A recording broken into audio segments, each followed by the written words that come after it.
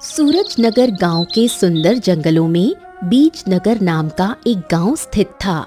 उस गांव में शंकर नाम का एक लोहार अपनी पत्नी गौरी के साथ रहता था। शंकर गहरी नींद में सो रहा था। तभी उसकी पत्नी गौरी पास आई और उसे उठाती हुई बोली, अजीब हो तुम, क्या आज काम पर नहीं जाना?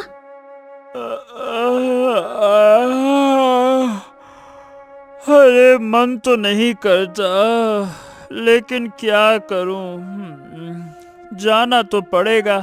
आखिर 2 रोटी का इंतजाम जो करना है। दूसरे लोहारों को देखो, वो रोटी के साथ साथ अपनी पत्नियों के लिए सोने के हार और अंगूठियों तक का इंतजाम करते हैं। इस गांव में केवल तुम ही ऐसे आदमी हो जो त्योहार आ जाने के बाद भी मुश्किल से रोटी का इंतजाम कर पाता है, क्योंकि तुम्हारे काम बनते कम है, बिगड़ते ज्यादा है। अरे मैं काम पूरी ईमानदारी से करता हूँ गौरी, लेकिन मेरी समझ में ये नहीं आता कि मेरा काम बिगड़ क्यों जाता है। ध्यान से काम किया करो, वरना वो दिन दूर नहीं जब गांव वाले तुम्हारी दुकान पर आना ही छोड़ देंगे। अरे गजब बात करती हो, मैं क्या जानबूझ के बिगाड़ता हूँ क्या गौरी? मैं खुद नहीं समझ पाता कि मेरा काम बिगड़ क्यों जाता है। मतलब तुम खुद सोचो, क्या मैं काम करता हूँ बिगाड़ने के लिए? बताओ भला। तो इसका मतलब गांव वाले ठीक ही कहते हैं, तुम्हारा भाग्य ही तुमसे रूठा रहता है। शंकर चुप हो गया। उसने अपने औजार उठाए और सीधा अपनी दुकान की ओर चला गया। शंकर जैसे ही अपनी दुकान पर आया, रघुनाथ नाम का एक किसान उसके पास आया। अरे शंकर, अरे भाई मेरा हल जोड़ दे। अरे क्या है कि पता नहीं कैसे टूट गया, जरा जोड़ दे इसको। कल बुवाई शुरू करनी है और आज ये हो गया। अरे कोई बात नहीं रघुनाथ भैया, लाओ इसको दो और थोड़ी देर बाद ले जाना। मैं इसकी बहुत अच्छे से मरम्मत कर दूंगा। रघुनाथ मुस्कुराता हुआ वहां से आगे बढ़ गया। कुछ ही दूरी पर गांव का एक व्यक्ति रघुनाथ को रोककर और व्यंग्य करते हुए बोला, अरे रघुनाथ, क्या भाई तुम शंकर लोहार के पास क्यों आए हो? तुम्हें पता नहीं है क्या कि वो कभी कोई काम ठीक से नहीं करता। वो जो काम करता है बिगाड़ ही देता है, इसीलिए लोग उससे काम करवाने से बचते हैं। अरे पर मैंने तो देखा है वो बहुत ही मेहनती है। शंकर पूरी मेहनत से हल जोड़ने में लग गया। वो लोहे को आग में गरम करता, हथौड़े से पीटता और टूटे हिस्सों को जोड़ता। घंटों पसीना बहाकर मिट्टी और धुएं के बीच उसने अपना काम जारी रखा। इस बार मैं बहुत मेहनत से काम करूंगा, रघुनाथ भैया खुश हो जाएंगे। गांव वाले जो कहते हैं कि मेरा भाग्य मुझसे रूठा हुआ है, उनकी तो कहावत ही बदल जाएगी।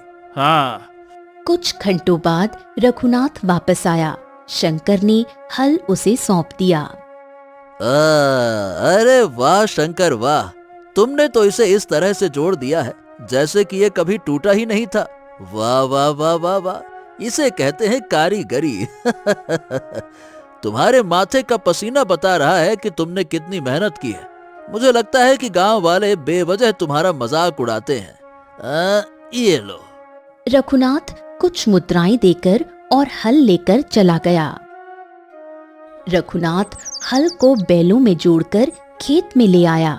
शुरू में हल मिट्टी में अच्छे से चलता रहा, लेकिन कुछ ही कदमों के बाद हल बीच से 2 टुकड़े हो गया। अरे हे भगवान, ये क्या? अरे ये हल तो एक फसल भी नहीं चला और टूट गया। अरे धत तेरे की। तभी वही गांव का व्यक्ति आया जिसने पहले उसे शंकर के पास जाने से मना किया था। अरे मैंने कहा था ना, रघुनाथ भैया, मना किया था ना। शंकर काम करता नहीं, काम बिगाड़ता है। देखो तुमने मेरी बात मानी नहीं, अब देखो करवा लिया नुकसान। अरे मैं उस शंकर के बच्चे को छोड़ूंगा नहीं। हाँ। रघुनाथ टूटा हुआ हल लेकर शंकर की दुकान की ओर दौड़ पड़ा। रघुनाथ गुस्से से शंकर से बोला, ए शंकर, ये बता, अरे तूने मेरा हल कैसे जोड़ा है रे? ये तो थोड़ा सा खेत में जुताई की नहीं कि ये तो टूट गया। अरे बिना कोई मेहनत के ही तुम लोगों को मूर्ख बनाते हो क्या? हैं? अरे रघुनाथ भैया, थोड़ी देर पहले तो आप मेरी प्रशंसा कर रहे थे और कह रहे थे कि हल ऐसा लग रहा है जैसे कभी टूटा ही नहीं था। अरे वो मेरी भूल थी, भूल। अब मेरी समझ में आया कि गांव वाले तेरे बारे में सही बात करते हैं। तू कोई काम ढंग का नहीं करता है। दरअसल तू काम करता ही है काम बिगाड़ने के लिए। तू केवल लोगों को मूर्ख बनाता है, मूर्ख। ला मेरी मुद्राएं वापस कर। अरे ला ला, जल्दी ला। अरे तो मैं अपने शरीर का पसीना इसलिए नहीं बहाता कि सबका काम करूं और उसके बाद सबकी मुद्राएं वापस कर दूं। यहाँ से चले जाओ रघुनाथ भैया, मैं एक मुद्रा भी वापस नहीं करने वाला। मैंने अपनी ईमानदारी से मेहनत की है, हक बनता है मेरा मुद्रा रखने का। आप ही तो कह रहे थे कि माथे का पसीना बता रहा है कितनी मेहनत की, तो क्या मेहनत का हक रखना गलत बात है क्या? बताओ। अरे ठीक है, मत रख, चिंदी चोर कहीं का। अरे तुझसे बड़ा बेईमान कहीं नहीं देखा। पर याद रखना, आज के बाद मैं तेरी दुकान पर कभी नहीं आऊंगा, कभी नहीं। रघुनाथ टूटा हुआ हल लेकर वहां से चला गया।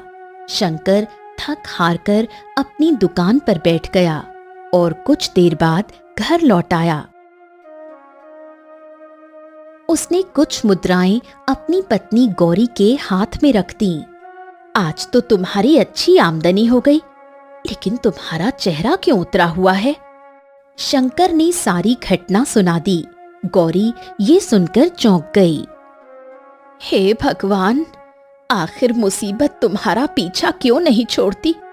तुम इतनी मेहनत करते हो लेकिन प्रशंसा नहीं मिलती और काम बिगड़ जाता है। अरे न जाने क्या लिखा है मेरी किस्मत में। खैर जो भी हो, इस बार मैंने मुद्राएं वापस नहीं की। अरे मैं कोई मूर्ख थोड़ी ना हूं, मैंने भी मेहनत की है। नहीं तो। अगले दिन शंकर अपनी दुकान पर बैठा था, तभी गंगा ताई अपनी छुरी लेकर आई।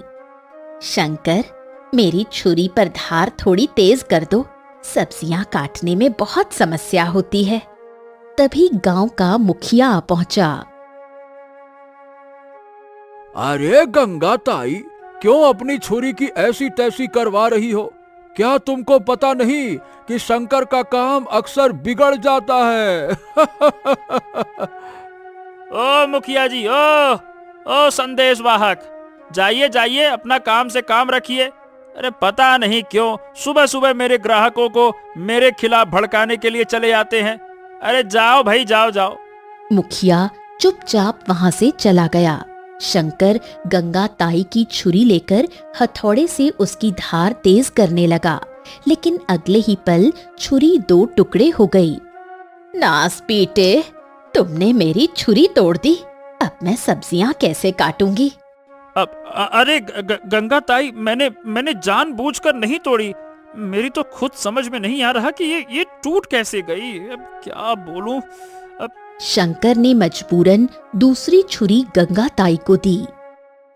हे भगवान, आज तो एक भी मुद्रा की आमदनी नहीं हुई और ऊपर से एक छुरी का नुकसान अलग हो गया।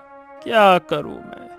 शंकर चुपचाप अपने घर लौट आया और घटना अपनी पत्नी को बताई। लगता है मेरा जीवन तुम्हारे साथ ऐसे ही कटेगा। शंकर निराश हो गया।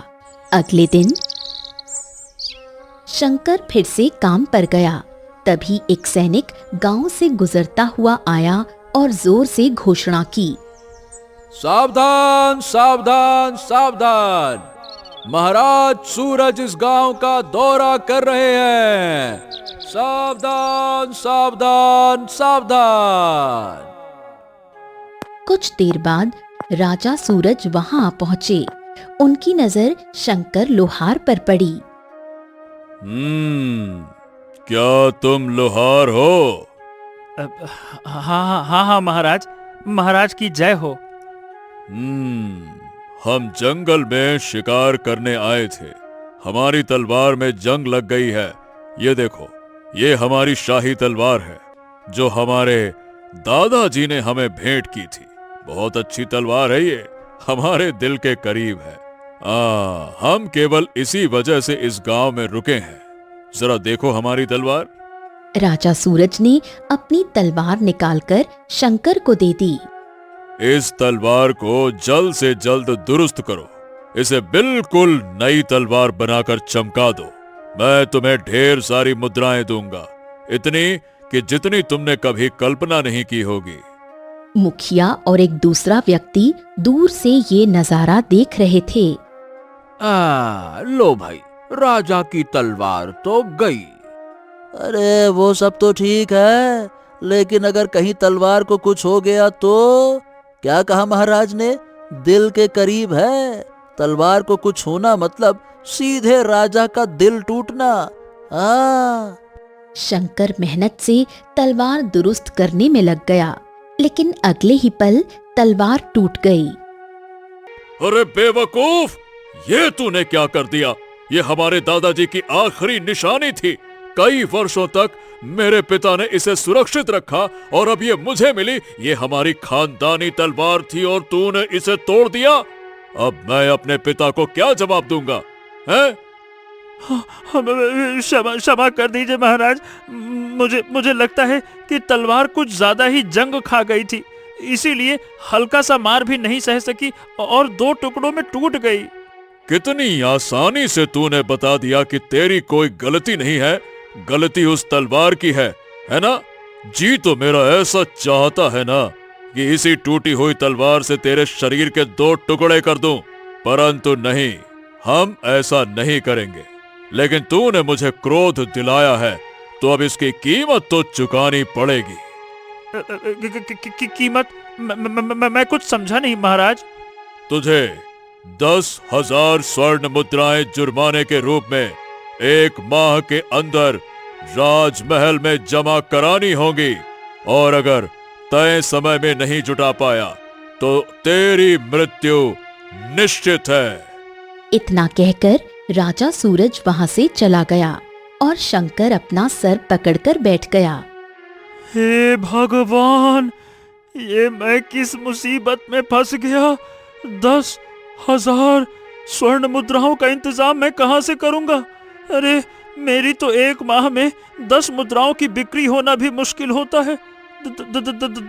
10,000! हे भगवान! तभी वहां गांव का मुखिया और कुछ अन्य लोग खड़े हो गए और शंकर का मजाक उड़ाने लगे।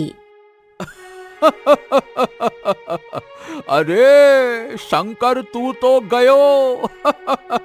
अब तू 10,000 स्वर्ण मुद्राओं का इंतजाम कर ले भैया, नहीं तो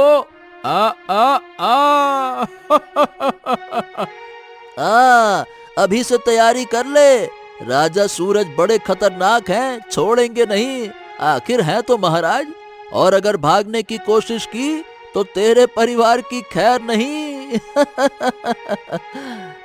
शंकर डर गया और तुरंत अपने घर लौट आया। उसने सारी घटना अपनी पत्नी गौरी को बताई। हे भगवान, ये क्या कर दिया? महाराज ने तलवार दी और आपने उसे तोड़ दिया। अब 10,000 मुद्राओं का इंतजाम कैसे करेंगे? अगर समय पर नहीं जुटा पाए तो मैं विधवा हो जाऊंगी। अरे गौरी, विश्वास करो, मुझे नहीं पता वो तलवार कैसे टूट गई। मैंने बस 2 चोट की और वो खन्न करके टूट गई। शंकर गहरी सोच में डूब गया। थोड़ी देर रोने के बाद वो जंगल की ओर चला गया।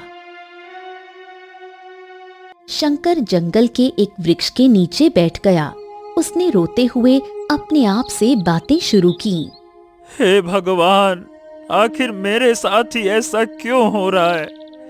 क्या मेरे भाग्य में राजा के हाथों मरना लिखा है? अगर राजा सूरज मुझे मार देगा तो मेरी पत्नी का क्या होगा? मैं इतनी मेहनत करता हूँ, फिर मेरा काम क्यों बिगड़ जाता है? क्यों?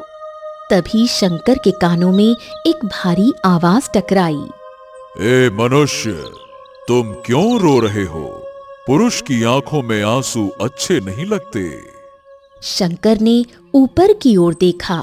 वहां साधु महाराज रहस्यमयी अंदाज में खड़े थे। हाँ, साधु महाराज, आप नहीं जानते मेरा जीवन कितनी विपत्तियों से घिरा हुआ है। जब भी मुझे कठिनाई आई मैंने हार नहीं मानी, लेकिन इस बार मैं टूट गया हूँ। शंकर ने सारी घटना और अपने जीवन की परेशानियां साधु को बता दी। तुम बहुत ही वीर पुरुष हो। तुम्हारा समय थोड़ा खराब चल रहा है, पर कोई बात नहीं। ये समय भी ठीक हो जाएगा। साधु महाराज, मुझे 1 माह का समय दिया है। अगर मैं 10,000 मुद्राओं का जुर्माना नहीं चुका पाया तो राजा मुझे मार देगा और मेरी पत्नी विधवा हो जाएगी। अपने आप को नियति पर छोड़ दो। जो होता है मनुष्य के भले के लिए होता है। अरे ये क्या बात हुई? मैं मुसीबत से मुसीबत में घिरता जा रहा हूँ और आप कह रहे हैं कि सबके भले के लिए होता है। मेरी मौत कैसे मेरे भले के लिए है? इसमें क्या भला है मेरा, बताइए। मैं जो भी करता हूँ उल्टा ही होता है, उल्टा। अगर कोई कार्य उल्टा हो रहा है तो इसमें भी तुम्हारी भलाई छिपी है। सुनो, कुछ दूर एक जंगल है, वहां जाकर खुद को नियति के हवाले कर दो। जो देखोगे विश्वास से बाहर होगा, लेकिन विश्वास रखो तुम्हारी तकदीर के सितारे पलट जाएंगे। साधु महाराज रहस्यमयी अंदाज में वहां से चले गए। शंकर को उनकी बातें आधी समझ में आईं और आधी नहीं। साधु महाराज की बातें बहुत रहस्यमयी हैं। समझ नहीं आ रहा कि करूं तो करूं क्या। लेकिन जो भी हो, घर जाने से बेहतर यही है कि साधु महाराज ने जिस जंगल के बारे में बताया है वहां जाकर देखा जाए। शंकर उठ खड़ा हुआ और साधु महाराज द्वारा बताए गए जंगल की ओर चल पड़ा।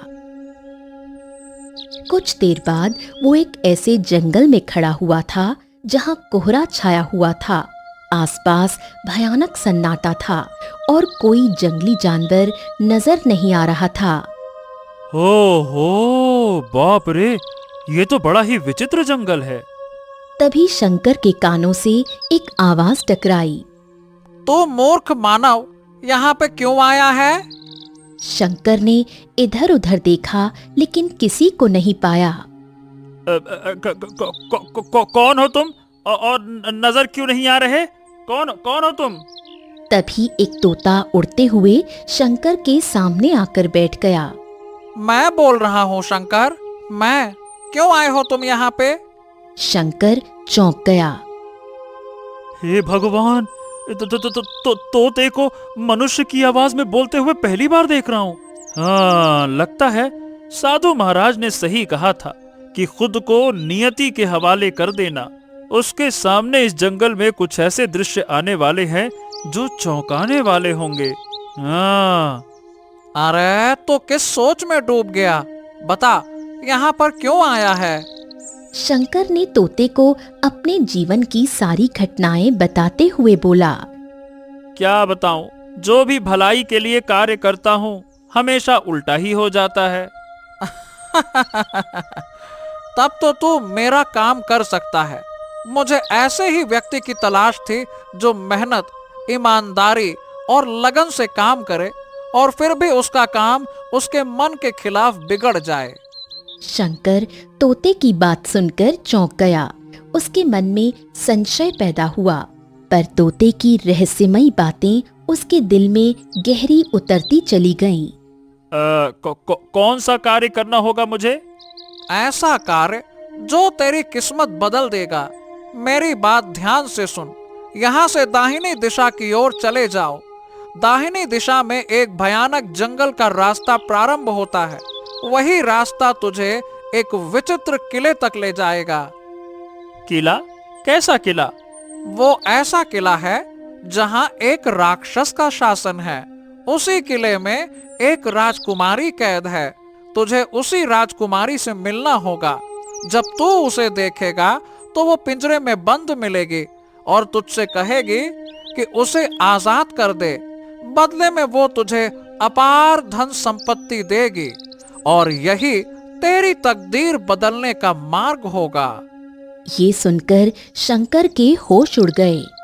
ओ, ये बताओ, आखिर राजकुमारी को कैद किसने किया? क्या राक्षस ने?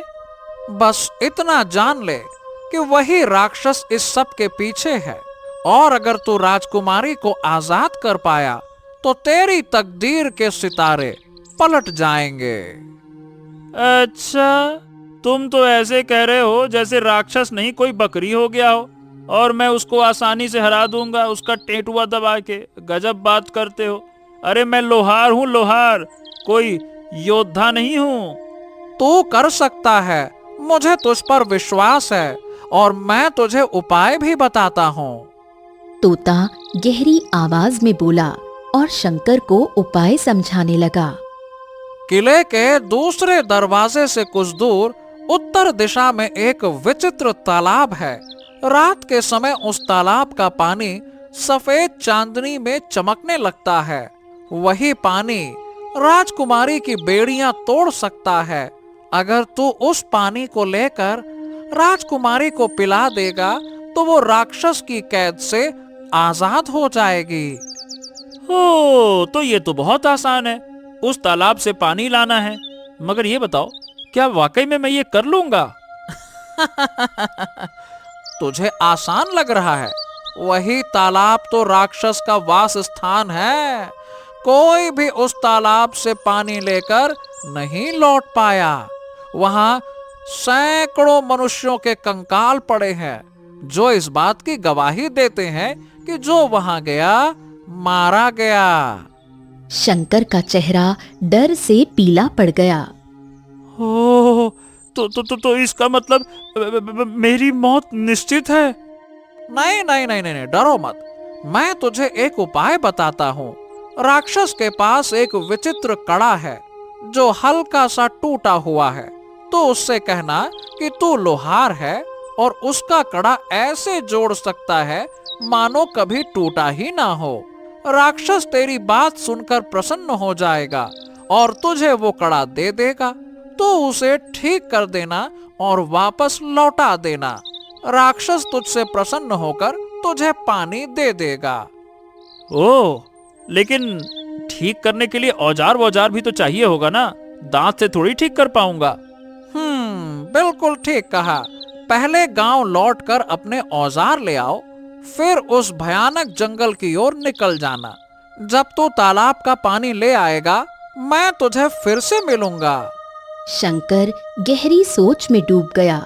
सामने दो रास्ते थे, या तो हार मानकर अपनी मौत स्वीकार कर ले या फिर एक असंभव कार्य को आजमाकर तकदीर बदल दे। सोच ले लोहार, अगर तूने ये कार्य कर लिया तो तेरी किस्मत बदल जाएगी। राजकुमारी तुझे अपार धन संपत्ति देगी। लेकिन अगर तूने इनकार कर दिया तो राजा सूरज तेरा वध कर देगा और तेरी पत्नी विधवा हो जाएगी। फैसला तेरे हाथ में है। हाँ, ठीक है, मैं ये कार्य करूंगा।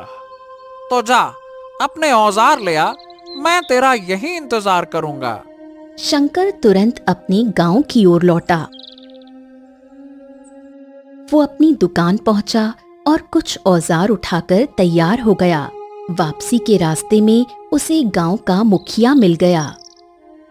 अरे शंकर, देख भाई, तुझे गांव में कोई काम नहीं देगा। लगता है दूसरे गांव जाकर लोहारीगिरी करने चला है। लेकिन मान ले, चाहे कुछ भी कर ले, तू 1 महीने में 10,000 मुद्राएं तो नहीं जुटा पाएगा। शंकर ने मुखिया की बातों का कोई जवाब नहीं दिया। वो चुपचाप जंगल की ओर बढ़ता चला गया और उसी जगह जा पहुंचा जहां तोता उसका इंतजार कर रहा था। मुझे पता था कि तू जरूर लौटेगा। चल, अब देर मत कर, समय कम है और तुझे उस तालाब तक पहुंचना ही होगा। शंकर अपने औजार लेकर तोते की बताई दिशा में निकल पड़ा। सामने था एक घना और भयानक जंगल। हे भगवान, ये कैसा जंगल है। चारों तरफ अजीब सी खामोशी पसरी हुई है। तभी झाड़ियों में खड़खड़ाहट हुई। शंकर चौंक पड़ा। हाँ, अरे कौन है वहां पे? हाँ, शायद मेरा वहम होगा। अचानक पेड़ों से उल्लू की डरावनी आवाज गूंजने लगी। हे भगवान, ये आवाजें, ये अंधेरा, दिल कांप रहा है। शंकर, डरना नहीं है। आर या पार की लड़ाई है। अगर मैंने हिम्मत छोड़ी तो मेरी किस्मत कभी नहीं बदलेगी। हाँ। कठिन सफर के बाद अंततः शंकर उस रहस्यमयी किले तक पहुंच गया। अरे बाप रे बाप, ये कैसा किला है? इतना सन्नाटा, लगता है सदियों से यहाँ कोई आया ही नहीं।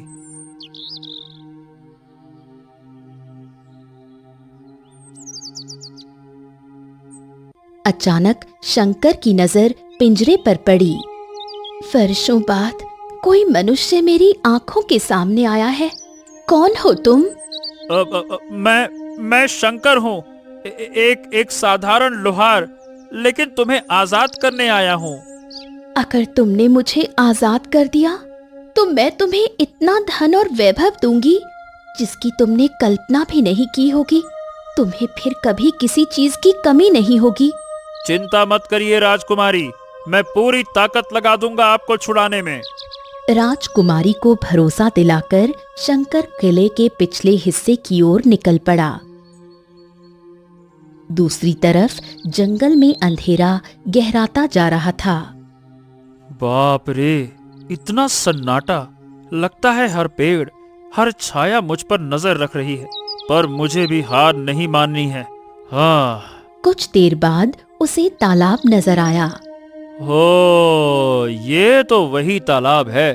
कैसा अजीब चमक रहा है, जैसे सफेद रोशनी की लपटें इसके भीतर जल रही हों। शंकर ने कमर से कलश निकाल लिया। बस यही पानी मुझे लेना है और राजकुमारी को आजाद करना है। वो झुककर पानी भरने ही वाला था कि अचानक तालाब के भीतर से भयानक गर्जना हुई।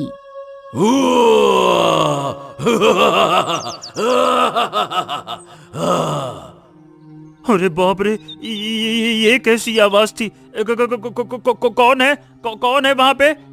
तालाब की गहराइयों से एक भयंकर शक्ति जाग उठी। ये देखकर शंकर डर गया। अगले ही पल तालाब के अंदर से एक राक्षस प्रकट हुआ और क्रोधित अवस्था में शंकर की ओर देखकर बोला, तेरी हिम्मत कैसे हुई मेरे तालाब का पानी लेने की? क्या तुझे पता नहीं कि ये तालाब मेरा है? चल बता, कौन है तू? मेरा नाम शंकर है और मैं एक लोहार हूँ। लोहार का नाम सुनकर राक्षस चौंक गया। ओ लोहार, अगर तू स्वयं को लोहार नहीं बताता तो अभी और इसी वक्त जान से मार दिया जाता। मेरी हद इस तालाब और मेरे किले तक ही है, इसीलिए मैं इससे आगे नहीं बढ़ता। अगर तू मेरा एक काम करेगा तो मैं तुझे इस तालाब का पानी ले जाने दूंगा। शंकर का डर थोड़ा कम हुआ और वो संकोच में बोला, हाँ, मैं एक लोहार हूँ। तुम मुझसे लोहार का कोई भी कार्य करवा सकते हो। राक्षस ने अपनी आंखें बंद की और अगले ही पल उसके हाथों में एक सुनहरा कड़ा प्रकट हुआ जो बीच से टूटा हुआ था। ये देखो, ये सोने का कड़ा है और ये मेरा कड़ा है। ये जादुई और चमत्कारी कड़ा है। इस कड़े के थोड़ा सा टूटने से मेरी शक्तियां काफी हद तक कम हो गई हैं। अगर तू इस कड़े को ऐसे जोड़ दे कि जिसे देखकर लगे कि मानो ये कभी टूटा ही ना हो, तो मेरी शक्तियां पूरी तरह से वापस आ जाएंगी और तब मैं तुझे इस तालाब का पानी ही नहीं बल्कि ढेर सारा धन दूंगा। इतना धन कि जिसकी तूने कभी कल्पना नहीं की होगी। हाँ हाँ ठीक है, लाओ लाओ, मैं इसे ठीक कर देता हूँ, लाओ। राक्षस ने तुरंत कड़ा शंकर को दे दिया। शंकर उसकी मरम्मत करने लगा। कुछ ही देर में उसने कड़ा पूरी तरह सही कर दिया और राक्षस को देते हुए कहा, ये लो, ये तुम्हारा कड़ा ठीक हो गया। ओ तुमने तो कड़ा ऐसे कर दिया जैसे ये कभी चटका ही ना हो। वाह वाह वाह, हम तुमसे प्रभावित हुए। अगले ही पल वो कड़ा पूरी तरह से 2 टुकड़ों में टूट गया। हैं? अरे ये कैसे हो गया? ओ, ये मेरा कड़ा बड़े से बड़ा साधु, महात्मा या शातिर व्यक्ति भी नहीं तोड़ सका, तूने कैसे तोड़ दिया? ये कैसे हुआ? हे भगवान, मैंने तो कड़े को जोड़ा था, तोड़ा नहीं था, ये कैसे हो गया? नहीं, तूने जोड़ा नहीं बल्कि तोड़ा है। शंकर ने अपना सर पकड़ लिया। हे भगवान, यहाँ भी मेरा दुर्भाग्य मेरा पीछा नहीं छोड़ रहा, क्या करूं? अगले ही पल रंग बिरंगी किरणों से वहीं एक साधु प्रकट हुआ। साधु के कंधे पर वही तोता बैठा था। तू? हाँ, मैं जानता था कि तुम्हारी शक्ति इस कड़े में मौजूद है। तुमने अपनी शक्ति से राजकुमार आदित्य को केवल इसलिए तोते में परिवर्तित किया क्योंकि तुम उसकी पत्नी राजकुमारी सुनैना को देखकर अपना मन हार बैठे थे और तुमने राजकुमारी सुनैना को किले में कैद कर लिया। साधु आगे बोला, मुझे यह भी पता था कि इस कड़े को वर्षों पहले एक बहुत बड़े तपस्वी ने अपनी मायावी शक्तियां लगाकर तोड़ने का प्रयास किया था, मगर पूरी शक्ति झोंक देने के बाद भी ये कड़ा नहीं टूटा, बल्कि ये हल्का सा चटक गया था।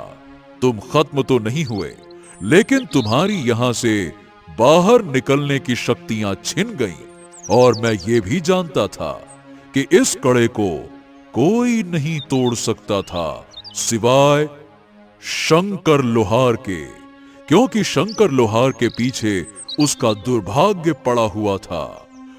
साधु ने गहरी सांस ली। शंकर जब भी मेहनत से कोई अच्छा कार्य करता है तो उसका उल्टा हो जाता है। शंकर ने मेहनत से तुम्हारे कड़े को जोड़ा था, लेकिन बदकिस्मती से तुम्हारा कड़ा टूट गया। इसी कारण शंकर का पीछा कर रहा दुर्भाग्य समाप्त हो गया। ये सुनते ही राक्षस जलकर राख हो गया। अगले ही पल वो तोता राजकुमार आदित्य में परिवर्तित हो गया। मुझे देखकर चौंकने की आवश्यकता नहीं है शंकर। दरअसल मैं राजा सूरज का पुत्र हूँ। कुछ वर्ष पहले अपनी पत्नी राजकुमारी सुनैना के साथ जंगल की यात्रा करते हुए यहाँ आ पहुंचा। तभी तालाब के राक्षस की नजर मेरी पत्नी पर पड़ी। उसने मेरी पत्नी से विवाह करने की इच्छा जताई, लेकिन मेरी पत्नी ने साफ साफ मना कर दिया और कहा कि वो पहले से ही विवाहित है। बदले में राक्षस ने अपनी शक्ति से राजकुमारी सुनैना को किले में कैद कर लिया और मुझे तोते में बदल दिया। मैं जंगलों में भटकने लगा और एक दिन इसी भटकते भटकते रास्ते में साधु महाराज से मुलाकात हुई। मैंने साधु महाराज को रोते हुए सारी घटना बताई। साधु महाराज ने अपनी आंखें बंद की और कहा कि भविष्य में एक लोहार आएगा। वो बेचारा दुर्भाग्य का मारा होगा, मगर उसका वही दुर्भाग्य मेरे लिए सौभाग्य साबित होगा। वो मेरे लिए एक जादुई लोहार साबित होगा। और देखो, तुम मेरे लिए सच में जादुई लोहार साबित हुए। अब तुम्हें डरने की कोई आवश्यकता नहीं है। मैं तुम्हें महल ले जाऊंगा और पिताजी से तुम्हारे बारे में चर्चा करूंगा। और हाँ, अब तुम्हारे ऊपर कोई दुर्भाग्य नहीं है। अब तुम भाग्यशाली कहलाओगे। जो कार्य करोगे वो हमेशा सफल होगा। लोग कहेंगे कि तुम तो कोई लोहार हो या फिर कोई जादूगर लोहार हो। ये सुनकर शंकर मुस्कुरा उठा। अगले ही पल साधु रंग बिरंगी किरणों के साथ वहां से गायब हो गया।